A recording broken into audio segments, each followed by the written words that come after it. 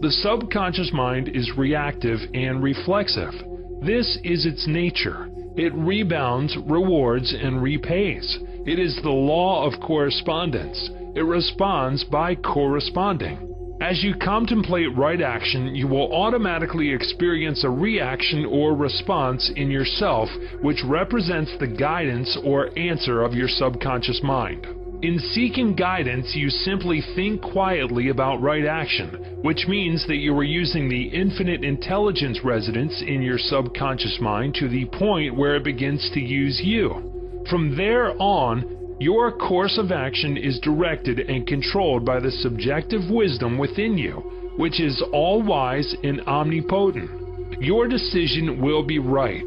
There will only be right action because you are under a subjective compulsion to do the right thing. I use the word compulsion because the law of the subconscious is compulsion. The secret of guidance. The secret of guidance or right action is to mentally devote yourself to the right answer until you find its response in you. The response is a feeling, an inner awareness, and an overpowering hunch whereby you know that you know. You have used the power to the point where it begins to use you. You cannot possibly fail or make one false step while operating under the subjective wisdom within you. You will find that all your ways are pleasantness and all your paths are peace. Chapter 13. Your Subconscious and the Wonders of Sleep. You spend about 8 out of every 24 hours, or 1/3 of your entire life, in sleep. This is an inexorable law of life. This also applies to the animal and vegetable kingdoms. Sleep is a divine law, and many answers to our problems come to us when we are sound asleep upon the bed. Many people have advocated the theory that you get tired during the day, that you go to sleep to rest the body, and that a reparative process takes place while you sleep. Nothing rests in sleep. Your heart, your lungs, and all your vital organs function while you're asleep. If you eat prior to sleep, the food is digested and assimilated. Also, your skin secretes perspiration and your nails and hair continue to grow. Your subconscious mind never rests or sleeps. It is always active, controlling all your vital forces. The healing process takes place more rapidly while you are asleep, as there is no interference from your conscious mind. Remarkable answers are given to you while you are asleep. Why we sleep. Dr. John Bigelow, a famous research authority on sleep, demonstrated that at night while asleep you receive impressions showing that the nerves of the eyes, ears, nose, and taste buds are active during sleep, and also that the nerves of your brain are quite active. He says that the main reason we sleep is because the nobler part of the soul is united by abstraction to our higher nature and becomes a participant in the wisdom and foreknowledge of the gods. Dr. Bigelow states also, the results of my studies have not only strengthened my convictions that the supposed exemption from customary toils and activities was not the final purpose of sleep, but have also made clear to my mind the conviction that no part of a man's life deserves to be considered more indispensable to its symmetrical and perfect spiritual development than while he is separated from the phenomenal world in sleep. Prayer, a form of sleep. Your conscious mind gets involved with vexations, strife, and contentions of the day, and it is very necessary to withdraw periodically from sense evidence and the objective world and commune silently with the inner wisdom of your subconscious mind. By claiming guidance, strength, and greater intelligence in all phases of your life, you will be enabled to overcome all difficulties and solve your daily problems. This regular withdrawal from sense evidence and the noise and confusion of everyday living is also a form of sleep. For example, you become asleep to the world of the senses and alive to the wisdom and power of your subconscious mind. Startling effects of sleep deprivation. Lack of sleep can cause you to become irritable, moody, and depressed. Dr. George Stevenson of the National Association for Mental Health says, "I believe it can be safely said that all human beings need a minimum of 6 hours sleep to be healthy. Most people need more. Those who think they can get along on less are fooling themselves."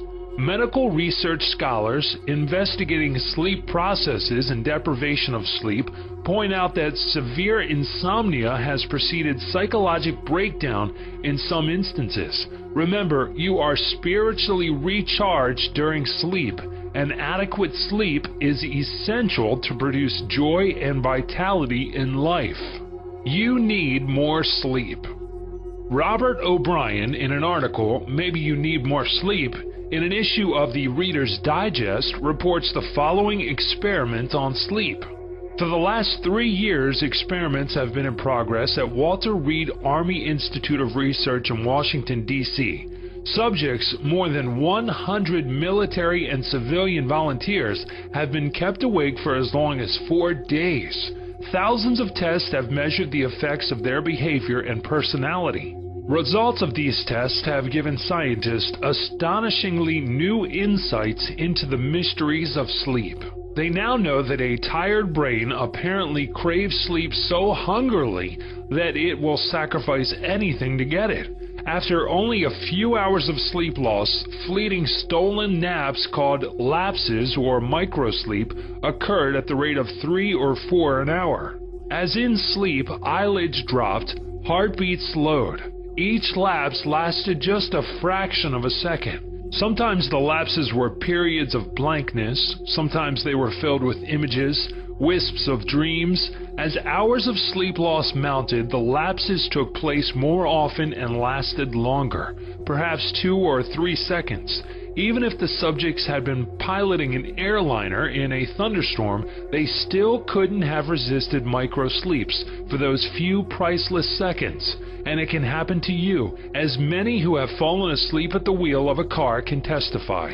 Another startling effect of sleep deprivation was its attack on human memory and perception. Many sleep-deprived subjects were unable to retain information long enough to relate it to the tasks they were supposed to perform. They were totally befuddled in situations requiring them to hold several factors in mind and act on them as a pilot must when he skillfully integrates wind direction, airspeed, altitude, and glide path to make a safe landing. Sleep brings counsel. A young lady in Los Angeles who listens to my morning radio talks told me that she has been offered a lucrative position in New York City at twice her present salary.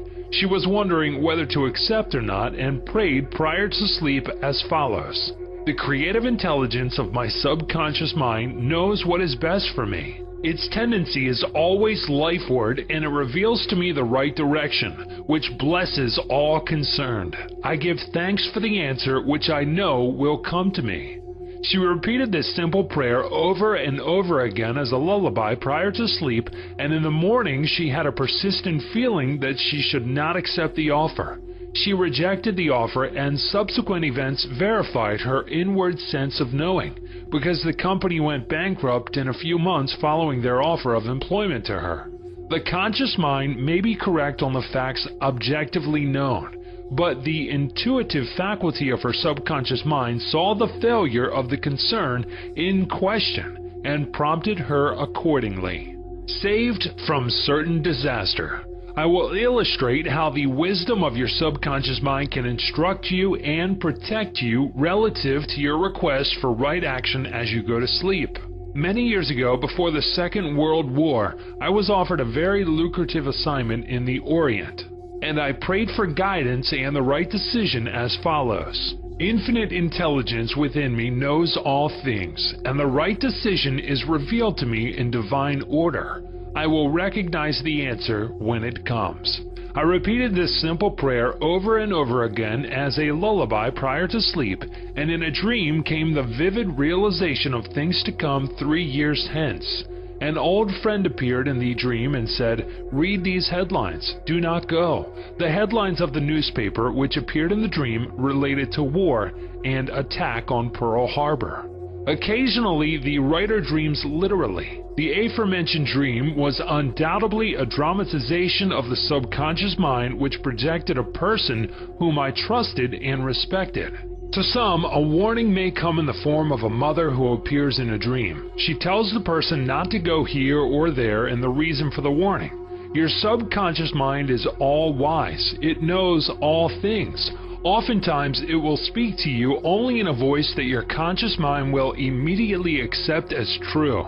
Sometimes your subconscious will warn you in a voice which sounds like that of your mother or some loved one, which may cause you to stop on the street, and you find if you had gone another foot, a falling object from a window might have struck you on the head.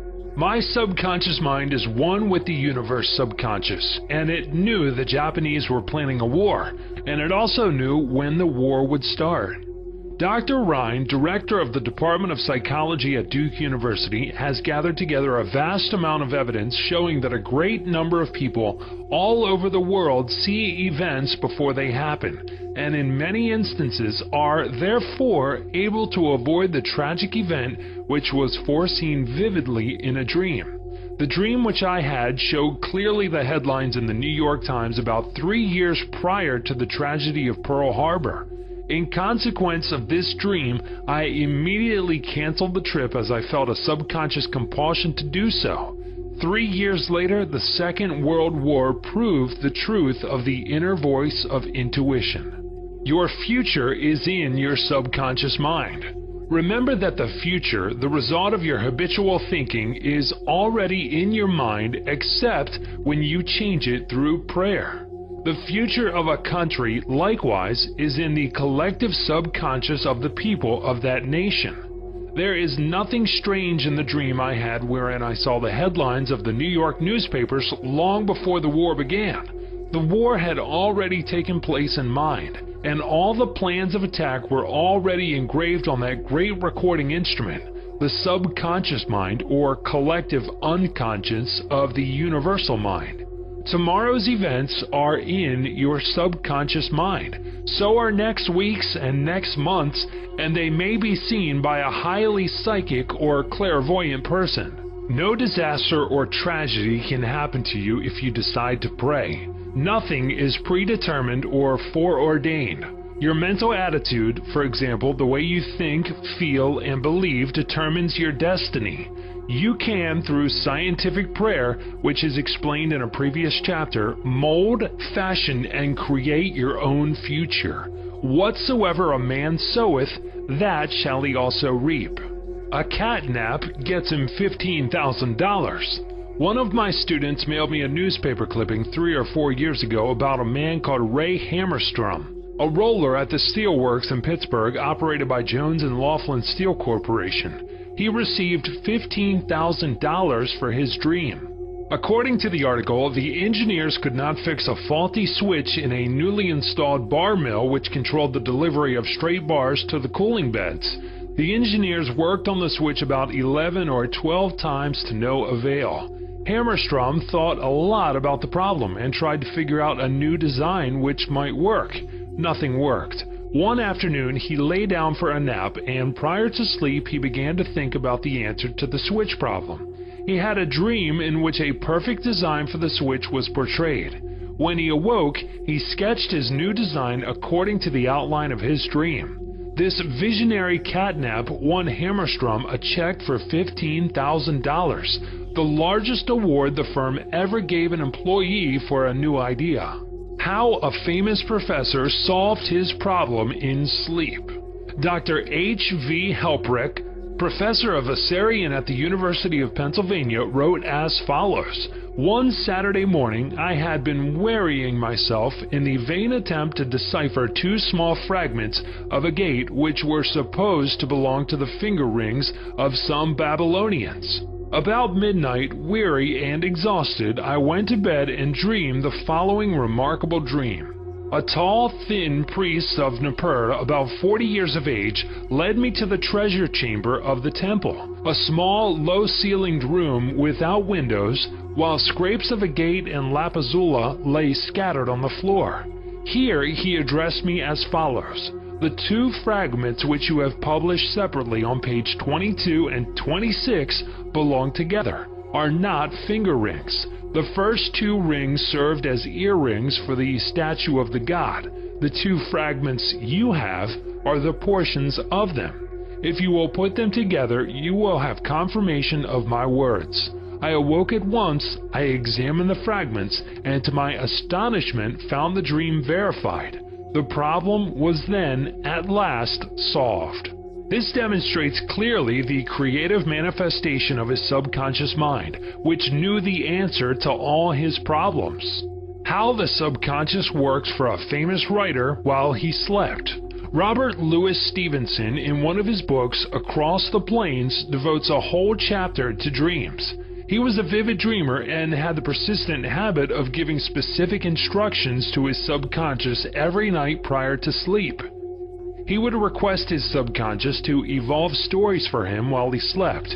For example, if Stevenson's funds were at low ebb, his command to his subconscious would be something like this: "Give me a good, thrilling novel which will be marketable and profitable." His subconscious responded magnificently.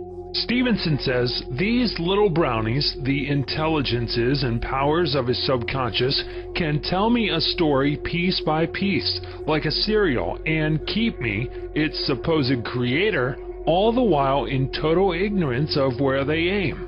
And he added, "That part of my work which is done when I am up and about while he is consciously aware and awake is by no means necessarily mine, since all goes to show that the brownies have a hand in it even then. Sleep in peace and wake in joy." To those who suffer from insomnia, you will find the following prayer very effective.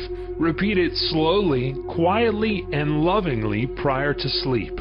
My toes are relaxed, my ankles are relaxed, my abdominal muscles are relaxed, my heart and lungs are relaxed, my hands and arms are relaxed, my neck is relaxed, my brain is relaxed, my face is relaxed, my eyes are relaxed, my whole mind and body are relaxed. I fully and freely forgive everyone, and I sincerely wish for them harmony, health, peace, and all the blessings of me. I am at peace. I am poised, serene, and calm. I rest in security and in peace. A great stillness steals over me, and a great calm quiets my whole being as I realize the divine presence within me. I know that the realization of life and love heals me. I wrap myself in the mantle of love and fall asleep filled with goodwill for all. Throughout the night, peace remains with me, and in the morning I shall be filled with life and love. A circle of love is drawn around me. I will fear no evil, for thou art with me. I sleep in peace, I wake in joy, and in him I live, move, and have my being. Chapter 14. Your Subconscious Mind and Marital Problems. Ignorance of the functions and powers of the mind is the cause of all marital trouble. Each using the law of mind correctly can solve friction between husband and wife. By praying together, they stay together. The contemplation of divine ideals, the study of the laws of life, the mutual agreement on a common purpose and plan, and the enjoyment of personal freedom bring about that harmonious marriage, that wedded bliss, that sense of oneness where the two become one.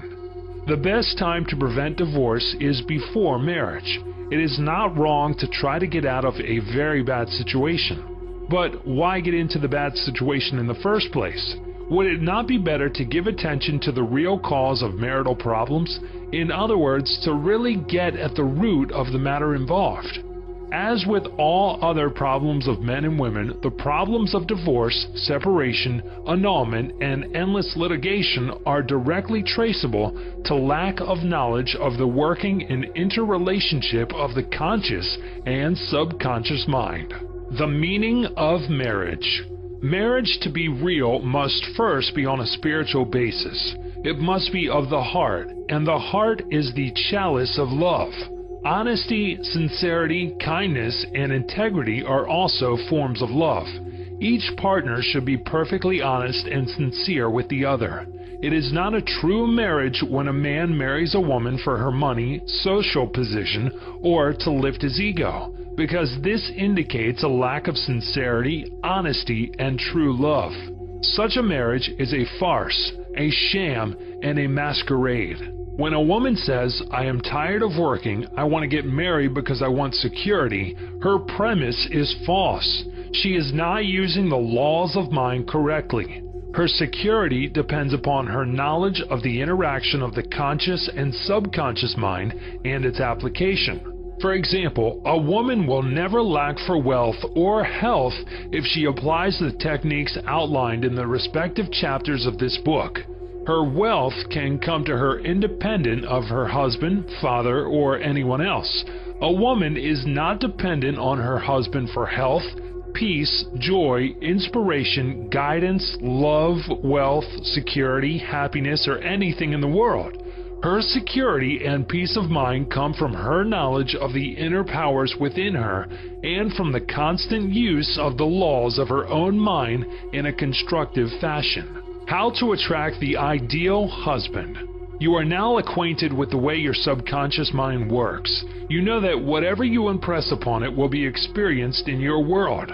Begin now to impress your subconscious mind with the qualities and characteristics you desire in a man. The following is an excellent technique.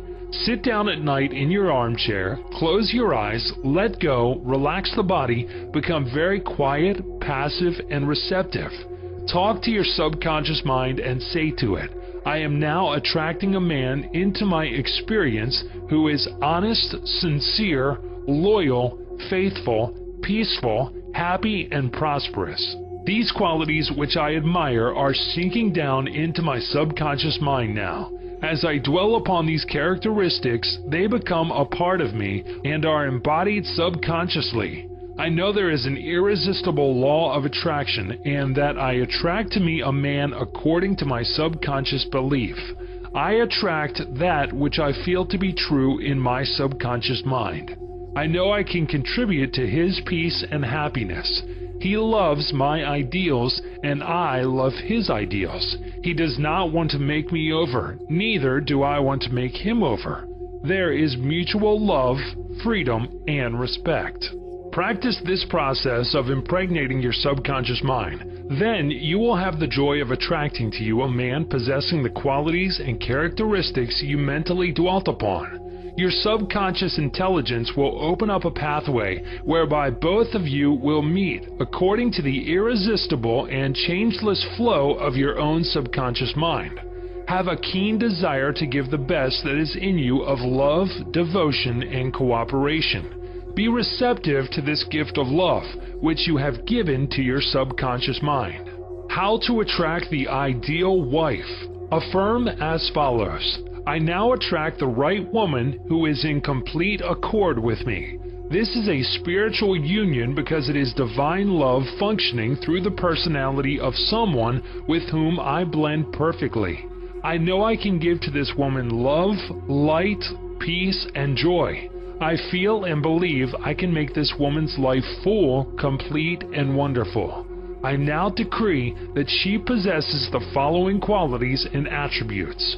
She is spiritual, loyal, faithful, and true. She is harmonious, peaceful, and happy. We are irresistibly attracted to each other. Only that which belongs to love, truth, and beauty can enter my experience. I accept my ideal companion now. As you think quietly and with interest on the qualities and attributes which you admire in the companion you seek, you will build the mental equivalent into your mentality. Then the deeper currents of your subconscious mind will bring both of you together in divine order. No need for third mistake. Recently, a teacher said to me, "I have had 3 husbands and all 3 have been passive, submissive, and dependent on me to make all decisions and govern everything. Why do I attract such type men?" I asked her whether she had known that her second husband was the effeminate type, and she replied, "Of course not. Had I known, I would not have married him." Apparently, she had not learned anything from the first mistake. The trouble was with her personality makeup. She was very masculine, domineering, and unconsciously wanted someone who would be submissive and passive so that she could play the dominant role. All this was unconscious motivation, and her subconscious picture attracted to her what she subjectively wanted. She had to learn to break the pattern by adopting the right prayer process. How she broke the negative pattern. The above-mentioned woman learned a simple truth. When you believe you can have the type of man you idealize, it is done unto you as you believe. The following is the specific prayer she used to break the old subconscious pattern and attract to her the ideal mate. I am building into my mentality the type of man I deeply desire.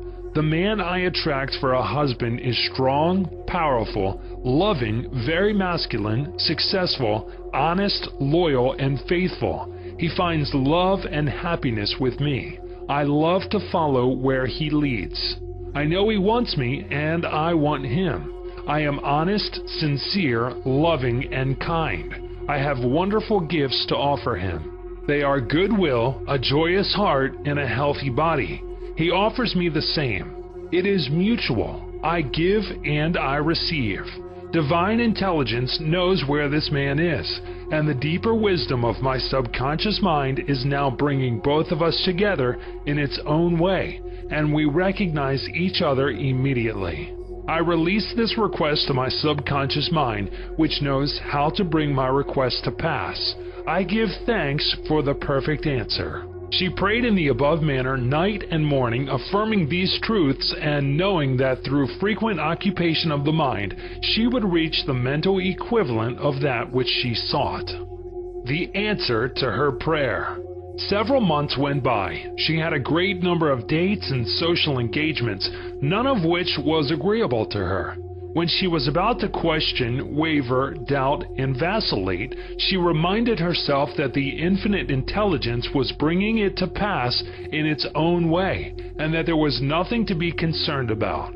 Her final decree in her divorce proceedings was granted, which brought her a great sense of release and mental freedom. Shortly afterwards, she went to work as a receptionist in a doctor's office. She told me that the minute she saw the physician, she knew he was the man she was praying about.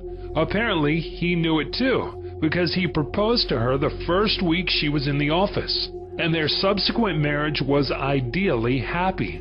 This physician was not the passive or submissive type, but was a real man. A former football player, an outstanding athlete, and was a deeply spiritual man, though he was completely devoid of any sectarian or denominational affiliation.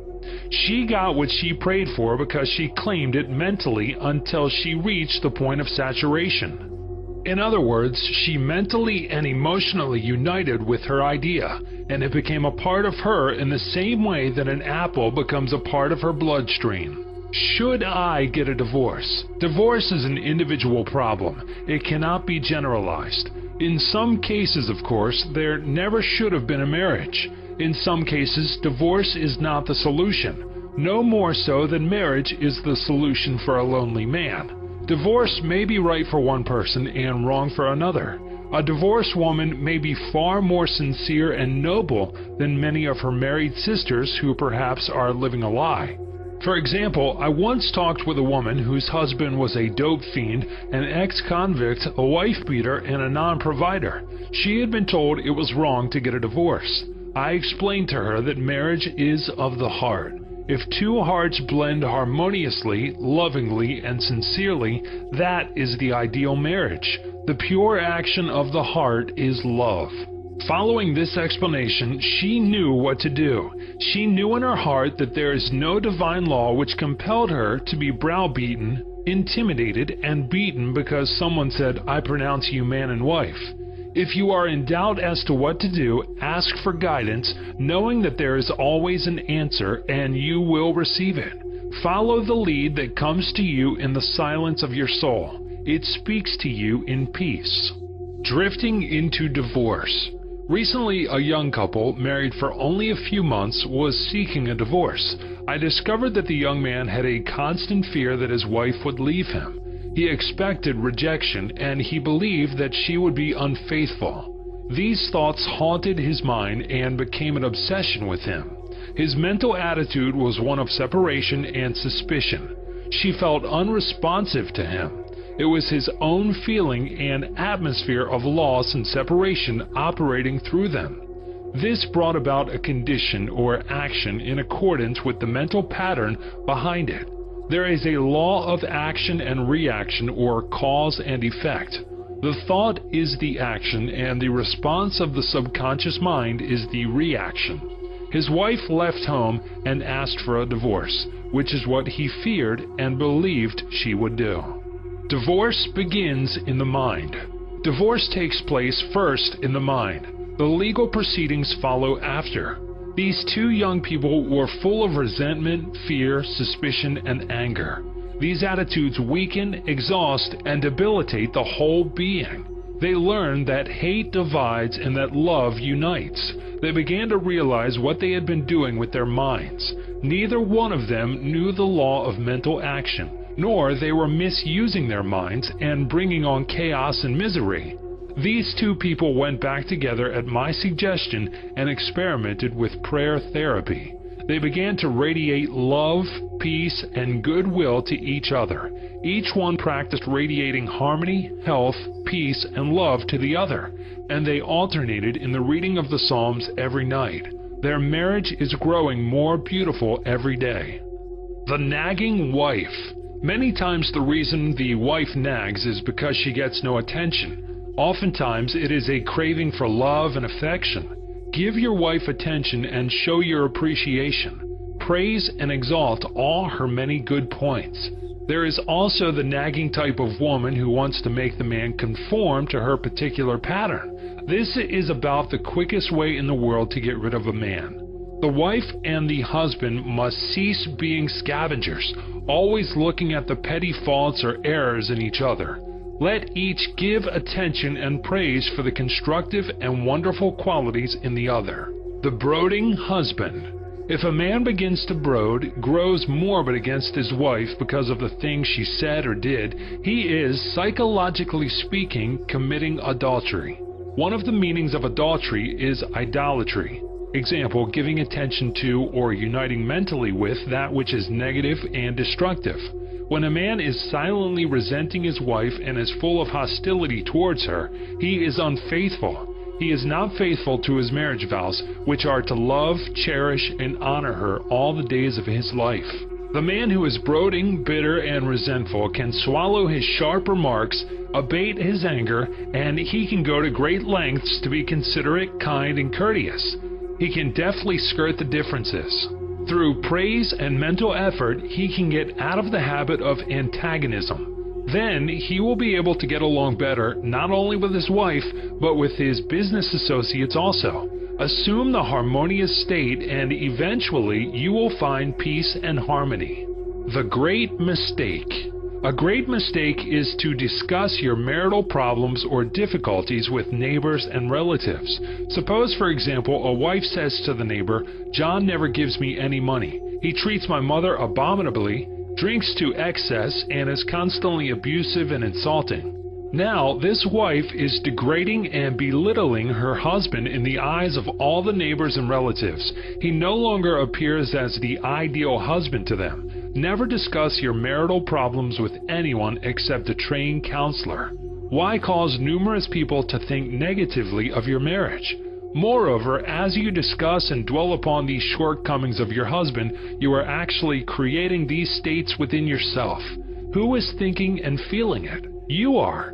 As you think and feel, so are you. Relatives will usually give you the wrong advice. It is usually biased and prejudiced because it is not given in an impersonal way. Any advice you receive which violates the golden rule, which is a cosmic law, is not good or sound. It is well to remember that no two human beings ever live beneath the same roof without clashes of temperament, periods of hurts and strain. Never display the unhappy side of your marriage to your friends. Keep your quarrels to yourself. Refrain from criticism and condemnation of your partner. Don't try to make your wife over. A husband must not try to make his wife over into a second edition of himself. The tactless attempt to change her in many ways is foreign to her nature. These attempts are always foolish, and many times result in dissolution of the marriage. These attempts to alter her destroy her pride and self-esteem and arouse a spirit of contrariness and resentment that proves fatal to the marriage bond. Adjustments are needed, of course, but if you have a good look inside your own mind and study your character and behavior, you will find so many shortcomings they will keep you busy the rest of your life. If you say, "I will make him over into what I want," you are looking for trouble and the divorce court. You are asking for misery. You will have to learn the hard way that there is no one to change but yourself. Pray together and stay together through steps in prayer.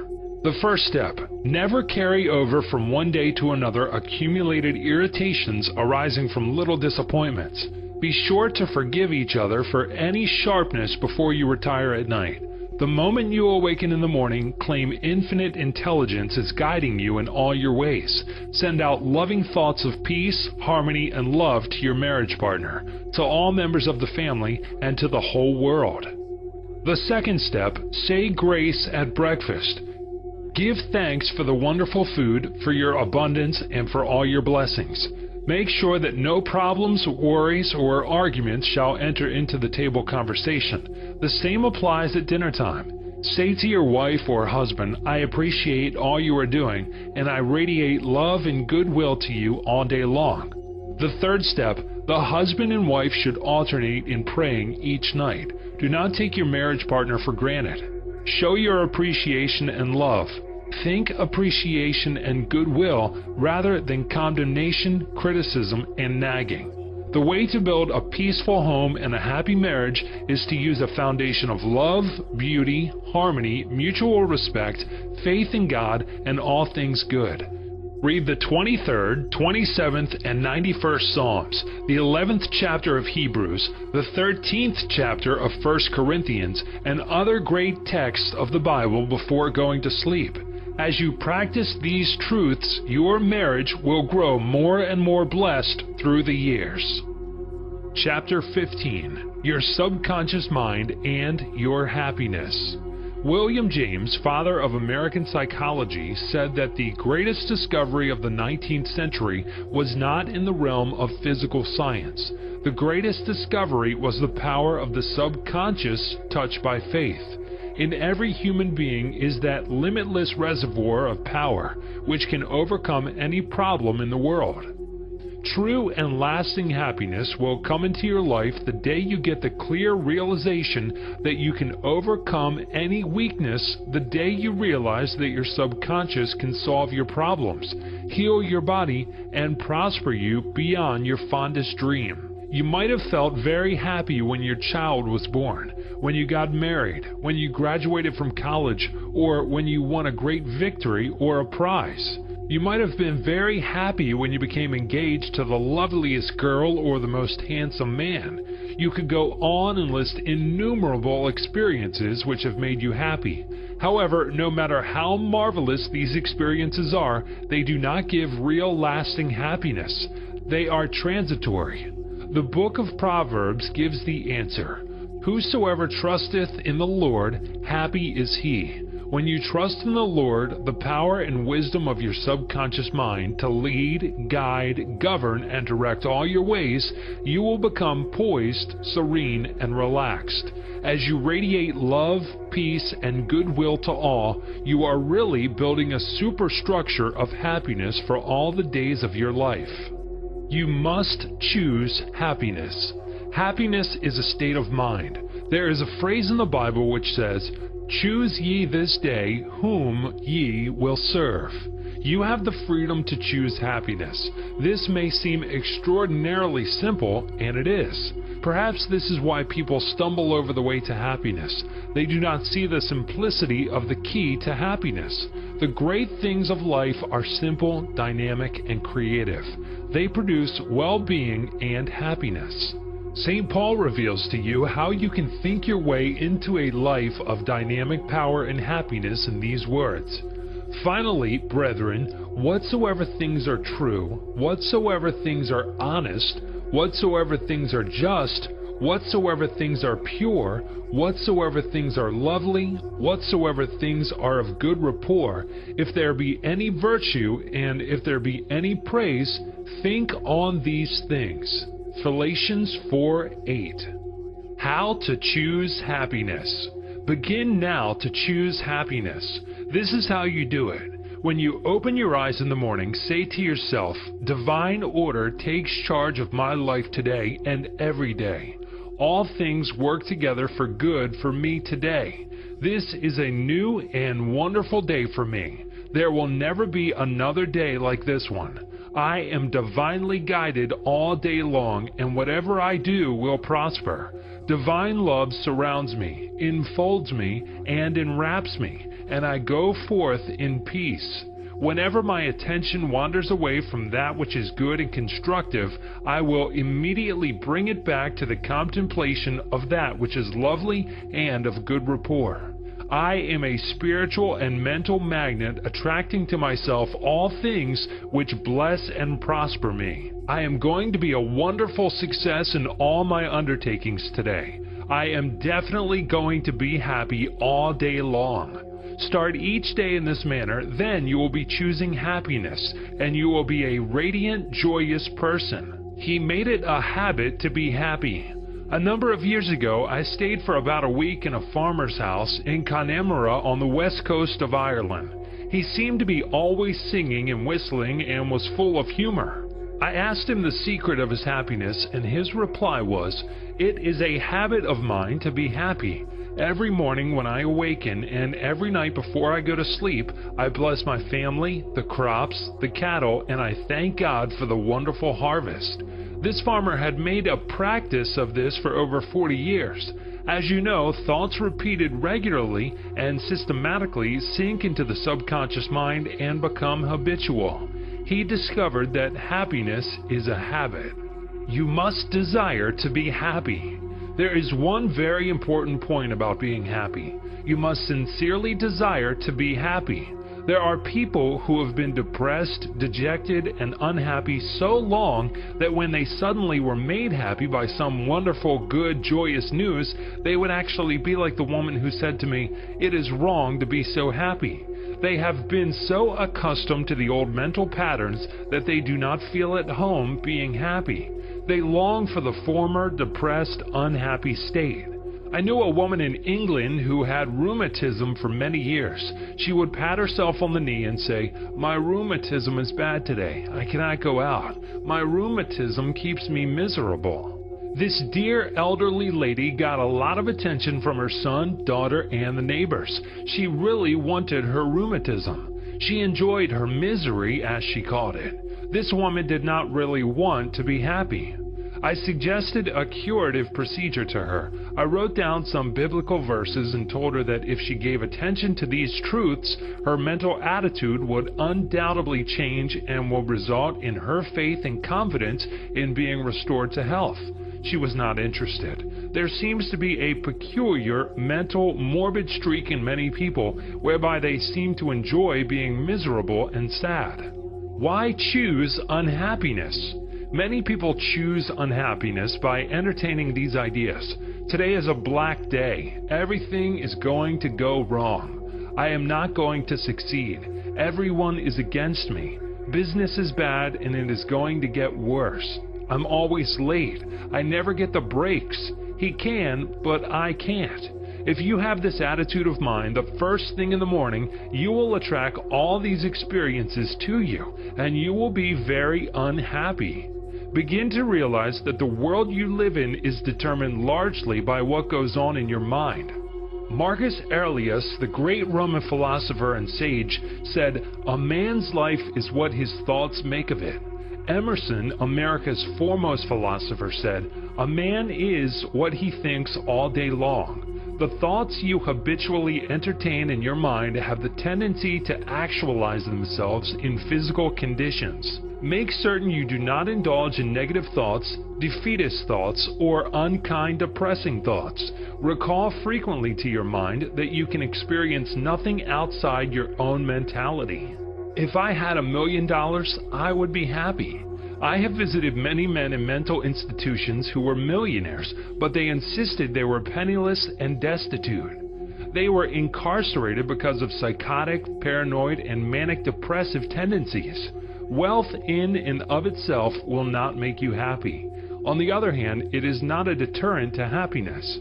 Today, there are many people trying to buy happiness through the purchase of radios, television sets, automobiles, a home in the country, a private yacht, and a swimming pool. But happiness cannot be purchased or procured in that way. The kingdom of happiness is in your thought and feeling. Too many people have the idea that it takes something artificial to produce happiness. Some say, if I were elected mayor, made president of the organization, promoted to general manager of the corporation, I would be happy. The truth is that happiness is a mental and spiritual state. None of these positions mentioned will necessarily bequeath happiness.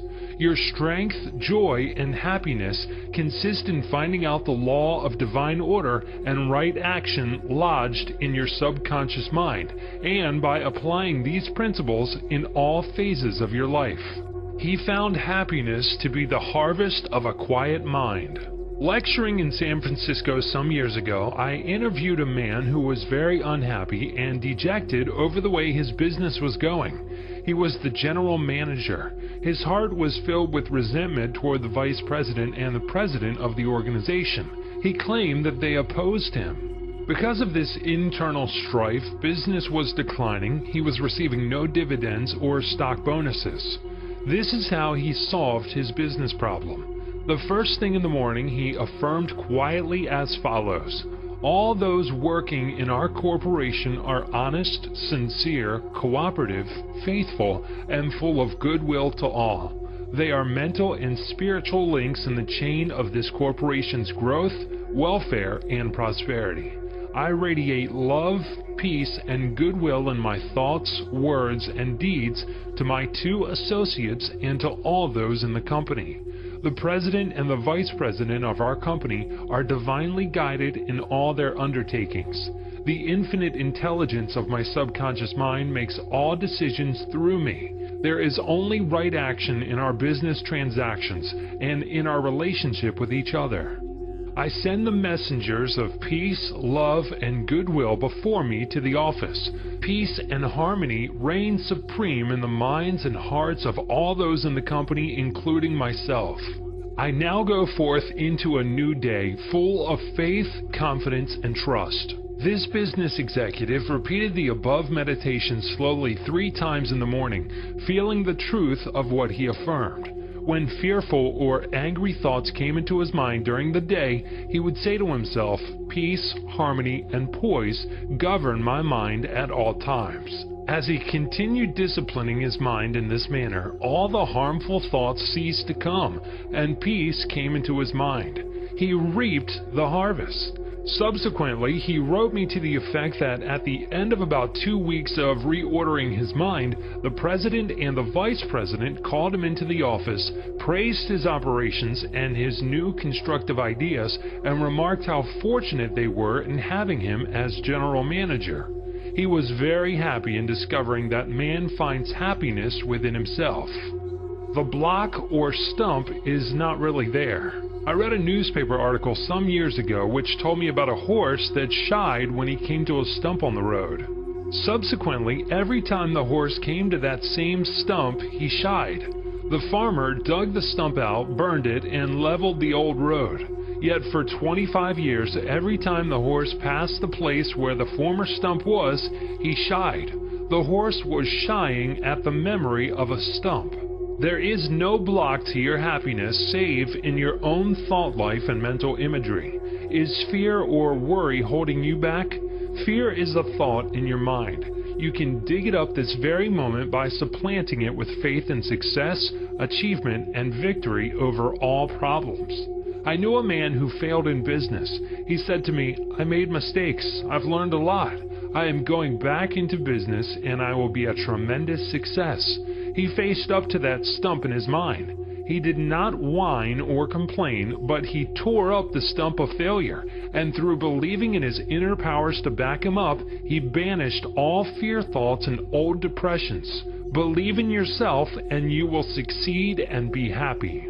The happiest people. The happiest man is he who constantly brings forth and practices what is best in him. Happiness and virtue complement each other. The best are not only the happiest, but the happiest are usually the best in the art of living life successfully. God is the highest and best in you.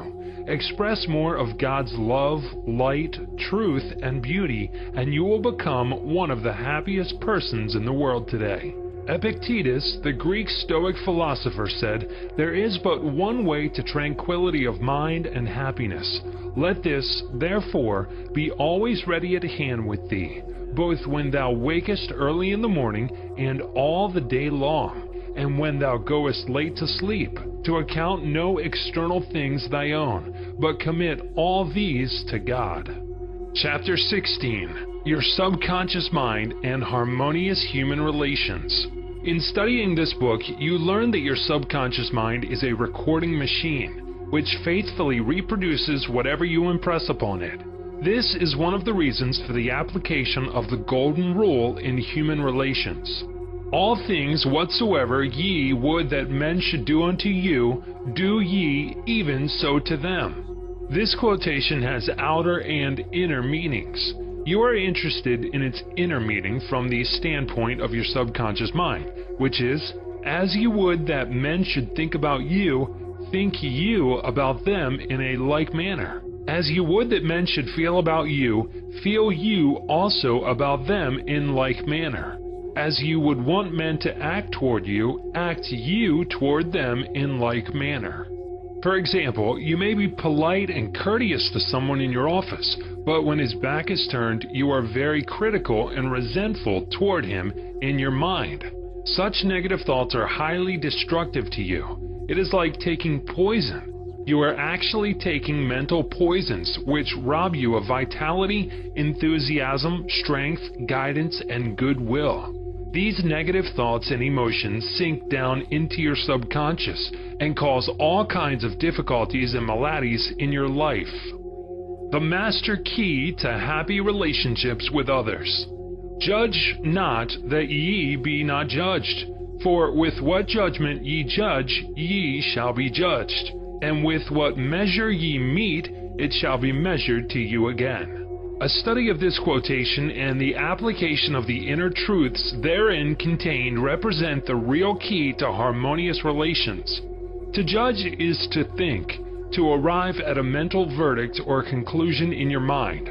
The thought you have about the other person is your thought because you are thinking it. Your thoughts are creative, therefore you actually create in your own experience what you think and feel about the other person. It is also true that the suggestion you give to another, you give to yourself because your mind is the creative medium. This is why it is said, "For with what judgment ye judge, ye shall be judged."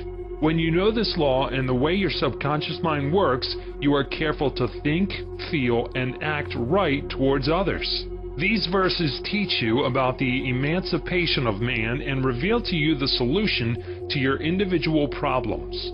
And with what measure ye mete, it shall be measured to you again. The good you do for others comes back to you in like measure, and the evil you do returns to you by the law of your own mind. If a man cheats and deceives another, he is actually cheating and deceiving himself. His sense of guilt and mood of loss inevitably will attract loss to him in some way at some time. His subconscious records his mental act and reacts according to the mental intention or motivation. Your subconscious mind is impersonal and unchanging, neither considering persons nor respecting religious affiliations or institutions of any kind. It is neither compassionate nor vindictive. The way you think, feel, and act toward others returns at last upon yourself. The daily headlines made him sick. Begin now to observe yourself. Observe your reactions to people, conditions, and circumstances. How do you respond to the events and news of the day? It makes no difference at all. The other people were wrong and you alone were right. If the news disturbs you, it is your evil, because your negative emotions robbed you of peace and harmony. A woman wrote me about her husband, saying that he goes into a rage when he reads what certain newspaper columnists write in the newspaper. She added that this constant reaction of anger and suppressed rage on his part brought on bleeding ulcers, and his physician recommended an emotional reconditioning. I invited this man to see me, and I explained to him the way his mind functions, indicating how emotionally immature it was to get angry when others write articles with which he disapproves or disagrees. He began to realize that he should give the newspaperman freedom to express himself, even though the latter disagreed with him politically, religiously, or in any other way. In the same manner, the newspaperman would give him freedom to write a letter to the newspaper disagreeing with his published statements. He learned that he could disagree without being disagreeable. He awakened to the simple truth that it is never what a person says or does that affects him. It is his reaction to what is said or done that matters. This explanation was the cure for this man, and he realized that with a little practice he could master his morning tantrums. His wife told me subsequently that he laughed at himself and also at what the columnists say. They no longer have power to disturb, annoy, and irritate him. His ulcers have disappeared due to his emotional poise and serenity. I hate women, but I like men. A private secretary was very bitter towards some of the girls in her office because they were gossiping about her and, as she said, spreading vicious lies about her. She admitted that she did not like women. She said, "I hate women, but I like men." I discovered also that she spoke to the girls who were under her in the office in a very haughty, imperious, and irritable tone of voice. She pointed out that they took a delight in making things difficult for her. There was a certain pomposity in her way of speaking, and I could see where her tone of voice would affect some people unpleasantly. If all the people in the office or factory annoy you, isn't it a possibility that the vibration, annoyance, and turmoil may be due to some subconscious pattern or mental projection from you? We know that a dog will react ferociously if you hate or fear dogs. Animals pick up your subconscious vibrations and react accordingly. Many undisciplined human beings are just as sensitive as dogs, cats, and other animals. I suggested a process of prayer to this private secretary who hated women, explaining to her that when she began to identify herself with spiritual values and commenced to affirm the truths of life, her voice, mannerisms, and hatred of women would completely disappear. She was surprised to know that the emotion of hatred shows up in a person's speech, actions, in his writings, and in all phases of his life. She ceased reacting in the typical resentful and angry way. She established a pattern of prayer, which she practiced regularly, systematically, and consciously in the office. The prayer was as follows: I think, speak, and act lovingly, quietly, and peacefully. I now radiate love, peace, tolerance, and kindliness to all the girls who criticized me and gossiped about me. I anchor my thoughts on peace, harmony, and goodwill to all. Whenever I am about to react negatively, I say firmly to myself, I am going to think, speak, and act from the standpoint of the principle of harmony, health, and peace within myself. Creative intelligence leads, rules, and guides me in all my ways. The practice of this prayer transformed her life, and she found that all criticism and annoyance ceased.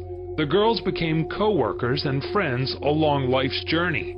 She discovered that there is no one to change but myself. His inner speech held back his promotion. One day, a salesman came to see me and described his difficulties in working with the sales manager of his organization. He had been with the company 10 years and had received no promotion or recognition of any kind. He showed me his sales figures, which were greater proportionally than the other men in the territory. He said that the sales manager did not like him. that he was unjustly treated, and that at conferences the manager was rude to him and at times ridiculed his suggestions. I explained that undoubtedly the cause was to a great degree within himself, and that his concept and belief about his superior bore witness to the reaction of this man. The measure we meet shall be measured to us again. His mental measure or concept of the sales manager was that he was mean and cantankerous. He was filled with bitterness and hostility toward the executive. On his way to work, he conducted a vigorous conversation with himself filled with criticism, mental arguments, recriminations, and denunciations of his sales manager. What he gave out mentally, he was inevitably bound to get back. This salesman realized that his inner speech was highly destructive because the intensity and force of his silent thoughts and emotions, and personally conducted mental condemnation and vilification of the sales manager entered into his own subconscious mind. This brought about the negative response from his boss, as well as creating many other personal, physical, and emotional disorders.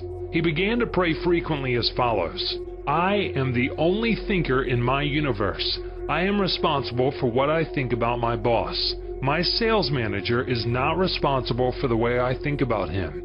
I refuse to give power to any person, place, or thing to annoy me or disturb me. I wish health, success, peace of mind, and happiness for my boss. I sincerely wish him well, and I know he is divinely guided in all his ways. He repeated this prayer out loud, slowly, quietly, and feelingly, knowing that his mind is like a garden, and that whatever he plants in the garden will come forth like seeds after their kind. I also told him to practice mental imagery prior to sleep in this way. He imagined that his sales manager was congratulating him on his fine work, on his zeal and enthusiasm, and on his wonderful response from customers. He felt the reality of all this, felt his hand shake, heard the tone of his voice, and saw him smile. He made a real mental movie, dramatizing it to the best of his ability. Night after night, he conducted this mental movie, knowing that his subconscious mind was the receptive plate on which his conscious imagery would be impressed. Gradually, by a process of what may be termed mental and spiritual osmosis, the impression was made on his subconscious mind, and the expression automatically came forth. The sales manager subsequently called him up to San Francisco, congratulated him, and gave him a new assignment as division sales manager over 100 men with a big increase in salary. He changed his concept and estimate of his boss, and the latter responded accordingly. Becoming emotionally mature. What the other person says or does cannot really annoy or irritate you except you permit him to disturb you. The only way he can annoy you is through your own thought. For example, if you get angry, you have to go through 4 stages in your mind. You begin to think about what he said. You decide to get angry and generate an emotion of rage. Then you decide to act. Perhaps you talk back and react in kind. You see that the thought, emotion, reaction, and action all take place in your mind. When you become emotionally mature, you do not respond negatively to the criticism and resentment of others. To do so would mean that you had descended to that state of low mental vibration and become one with the negative atmosphere of the other. Identify yourself with your aim in life, and you do not permit any person, place, or thing to deflect you from your inner sense of peace, tranquility, and radiant health. The meaning of love and harmonious human relations. Sigmund Freud, the Australian founder of psychoanalysis, said that unless the personality has love, it sickens and dies.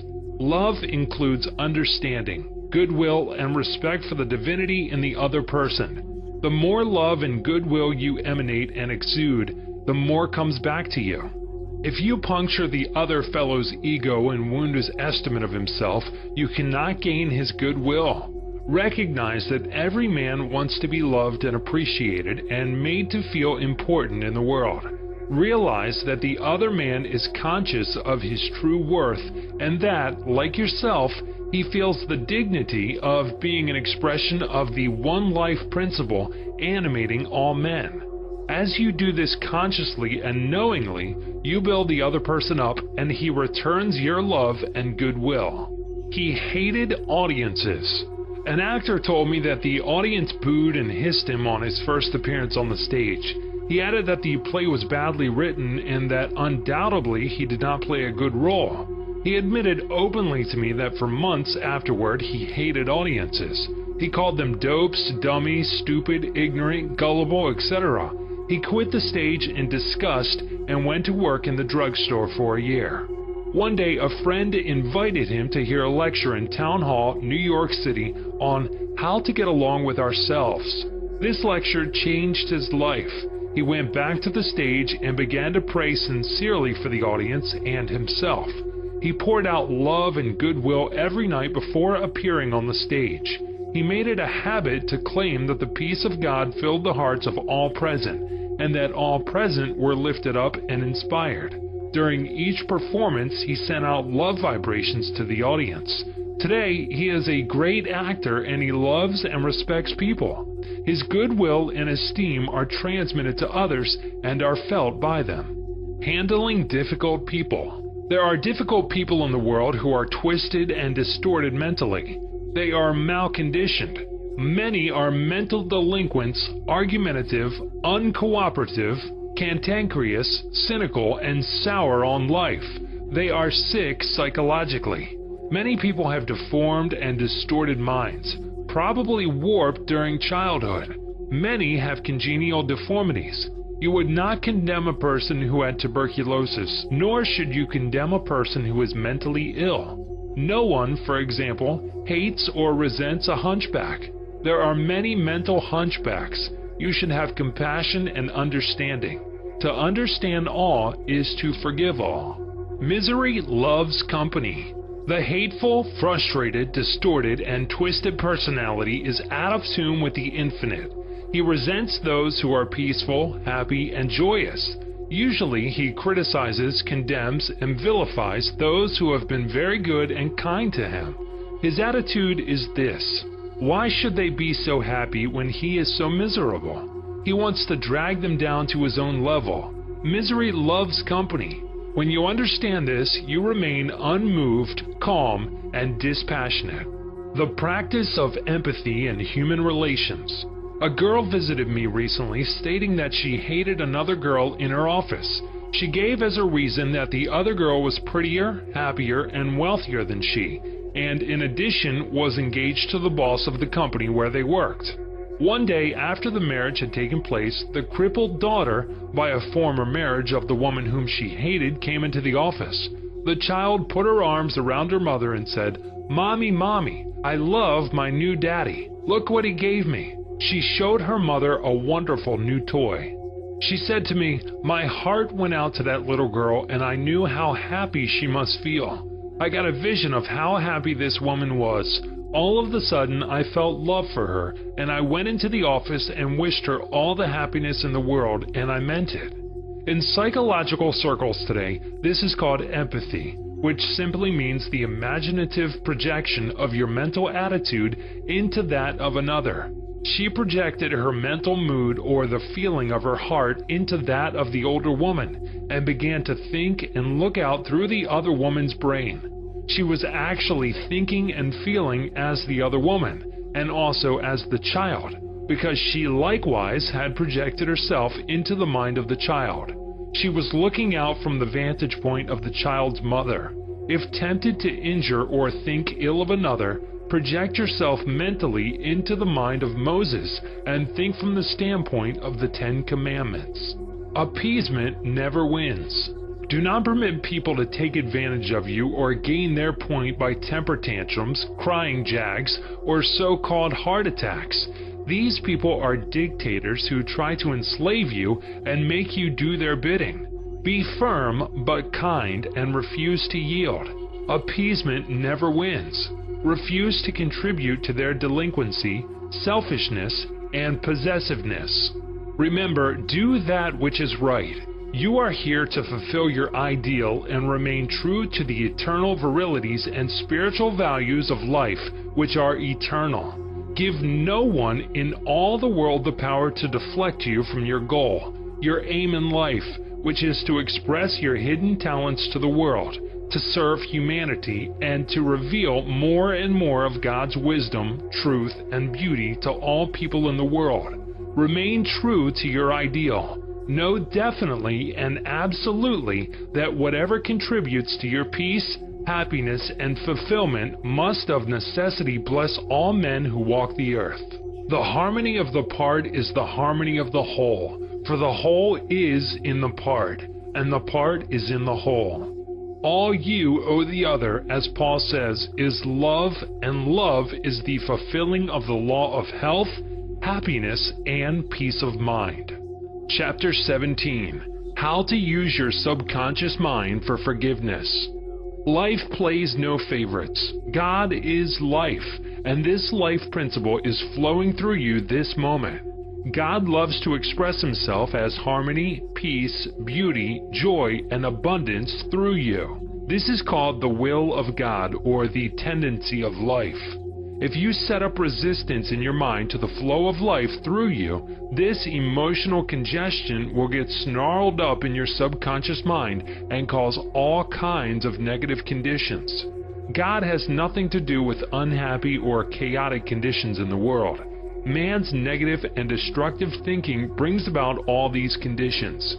Therefore, it is silly to blame God for your trouble or sickness. Many persons habitually set up mental resistance to the flow of life by accusing and reproaching God for the sin, sickness, and suffering of mankind. Others cast the blame on God for their pains, aches, and loss of loved ones, personal tragedies, and accidents. They are angry at God, and they believe He is responsible for their misery. As long as people entertain such negative concepts about God, they will experience the automatic negative reactions from their subconscious minds. Actually, such people do not know that they are punishing themselves. They must see the truth, find release, and give up all condemnation, resentment, and anger against anyone or any power outside themselves. Otherwise, they cannot go forward into a healthy, happy, or creative activity. The minute these people entertain a God of love in their minds and hearts, and when they believe that God is their loving Father who watches over them, cares for them, guides them, sustains and strengthens them, this concept and belief about God or the life principle will be accepted by their subconscious mind, and they will find themselves blessed in countless ways. Life always forgives you. Life forgives you when you cut your finger. The subconscious intelligence within you sets about immediately to repair it. New cells build bridges over the cut. Should you take some tainted food by error, life forgives you and causes you to regurgitate it in order to preserve you. If you burn your hand, the life principle reduces the edema and congestion and gives you new skin, tissue, and cells. Life holds no grudges against you, and it is always forgiving you. Life brings you back to health, vitality, harmony, and peace if you cooperate by thinking in harmony with nature. Negative, hurtful memories, bitterness, and ill will clutter up and impede the free flow of the life principle in you. How he banished that feeling of guilt. I knew a man who worked every night until about 1 o'clock in the morning. He paid no attention to his 2 boys or his wife. He was always too busy working hard.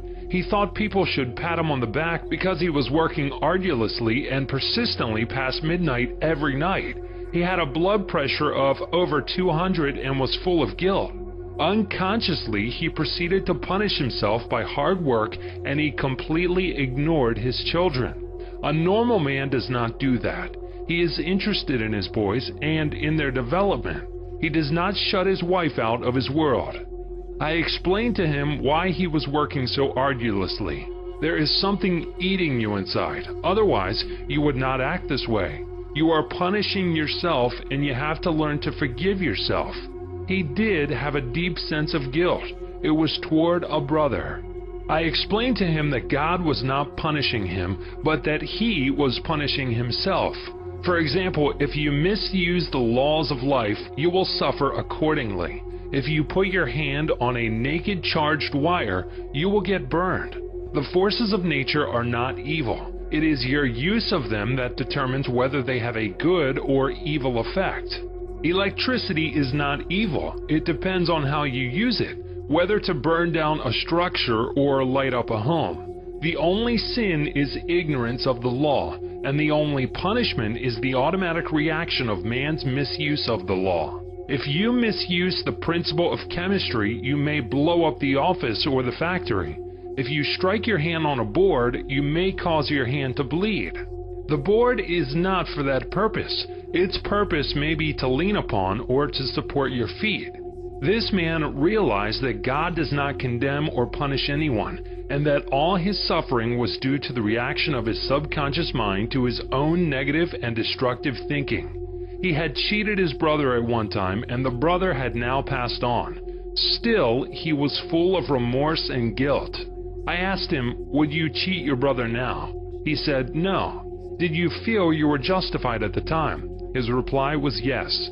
"But you would not do it now?" He added, "No, I am helping others to know how to live." I added the following comment: "You have a greater reason and understanding now. Forgiveness is to forgive yourself. Forgiveness is getting your thoughts in line with the divine law of harmony. Self-condemnation is called hell, bondage and restriction. Forgiveness is called heaven, harmony and peace." The burden of guilt and self-condemnation was lifted from his mind, and he had a complete healing. The doctor tested his blood pressure, and it had become normal. The explanation was the cure. A murderer learned to forgive himself. A man who murdered his brother in Europe visited me many years ago. He was suffering from great mental anguish and torture, believing that God must punish him. He explained that his brother had been having an affair with his wife, and that he had shot him on the spur of the moment. This had happened about 15 years previous to his interview with me. In the meantime, this man had married an American girl and had been blessed with 3 lovely children. He was in a position where he helped many people, and he was a transformed man. My explanation to him was that physically and psychologically, he was not the same man who shot his brother, since scientists inform us that every cell of our bodies change every 11 months. Moreover, mentally and spiritually, he was a new man. He was now full of love and goodwill for humanity. The old man who committed the crime 15 years before was mentally and spiritually dead. Actually, he was condemning an innocent man. This explanation had a profound effect upon him, and he said it was as if a great weight had been lifted from his mind. He realized the significance of the following truth in the Bible: "Come now, let us reason together, saith the Lord. Though your sins may be as scarlet, they shall be as white as snow. Though they be red like crimson, they shall be as wool." Isaiah 1:18. Criticism cannot hurt you without your consent. A school teacher told me that one of her associates criticized a speech she had given, saying to her that she spoke too fast. She swallowed some of her words. She couldn't be heard. Her diction was poor and her speech ineffective. This teacher was furious and full of resentment toward her critic. She admitted to me that the criticisms were just. Her first reaction was really childish, and she agreed that the letter was really a blessing and a marvelous corrective. She proceeded immediately to supplement her deficiencies in her speech by enrolling in a course in public speaking at City College. She wrote and thanked the writer of the note for her interest, expressing appreciation for her conclusions and findings, which enabled the teacher to correct the matter at once. How to be compassionate. Suppose none of the things mentioned in the letter had been true of the teacher. The latter would have realized that her class material had upset the prejudices, superstitions, or narrow sectarian beliefs of the writer of the note, and that a psychologically ill person was simply pouring forth her resentment because a psychological boil had been hurt. To understand this fact is to be compassionate. The next logical step would be to pray for the other person's peace, harmony, and understanding. You cannot be hurt when you know that you are master of your thoughts, reactions, and emotions. Emotions follow thoughts, and you have the power to reject all thoughts which may disturb or upset you. Left at the altar. Some years ago, I visited a church to perform a marriage ceremony. The young man did not appear, and at the end of 2 hours, the bride-to-be shed a few tears, and then said to me, "I prayed for divine guidance. This might be the answer, for he never faileth." That was her reaction, faith in God and all things good.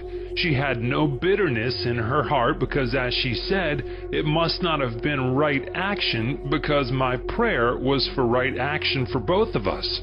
Someone else having a similar experience would have gone into a tantrum, have had an emotional fit, required sedation, and perhaps needed hospitalization.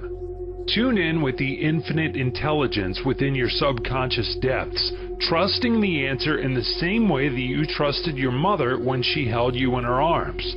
This is how you can acquire poise and mental and emotional health.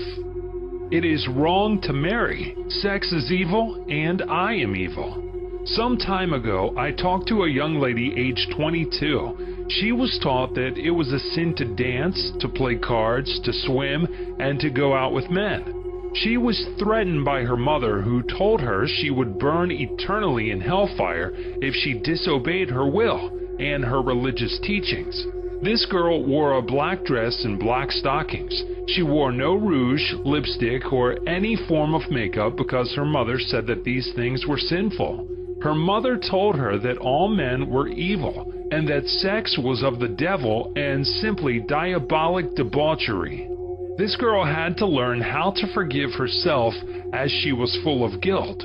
To forgive means to give for. She had to give up all these false beliefs for the truths of life and a new estimate of herself. When she went out with young men in the office where she worked, she had a deep sense of guilt and thought that God would punish her. Several eligible young men proposed to her, but she said to me, "It is wrong to marry. Sex is evil and I am evil." This was her conscious or early conditioning speaking. She came to me once weekly for about 10 weeks, and I taught her the workings of the conscious and subconscious mind as set forth in this book. This young girl gradually came to see that she had been completely brainwashed, mesmerized, and conditioned by an ignorant, superstitious, bigoted, and frustrated mother. She broke away completely from her family and started to live a wonderful life. At my suggestion, she dressed up and had her hair attended to. She took lessons in dancing from a man, and she also took driving lessons. She learned to swim, play cards, and had a number of dates. She began to love he. She prayed for a divine companion by claiming that infinite spirit would attract to her a man who harmonized with her thoroughly. Eventually, this came to pass. As she left my office one evening, there was a man waiting to see me, and I casually introduced them. They are now married and harmonize with each other perfectly. Forgiveness is necessary for healing. Forgiveness of others is essential to mental peace and radiant health. You must forgive everyone who has ever hurt you if you want perfect health and happiness.